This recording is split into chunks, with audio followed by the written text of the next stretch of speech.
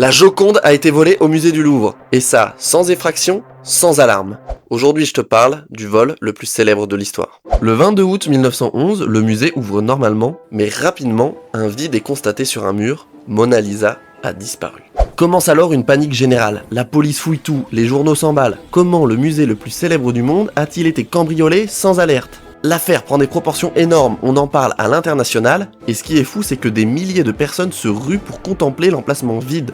Parmi les suspects, on retrouve notamment Guillaume Apollinaire et Pablo Picasso, qui sont encore à l'époque de petits artistes. Ils vont être brièvement interrogés, et c'est cette affaire qui va les propulser sous le feu des projecteurs.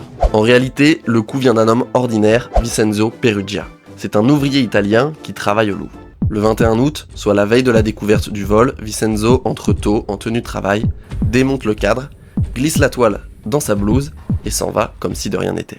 Il cache alors la Joconde plus de 2 ans dans sa chambre, sous son lit, jusqu'à ce qu'il tente de la vendre à Florence en 1913. C'est là qu'il est arrêté et que la Joconde réapparaît.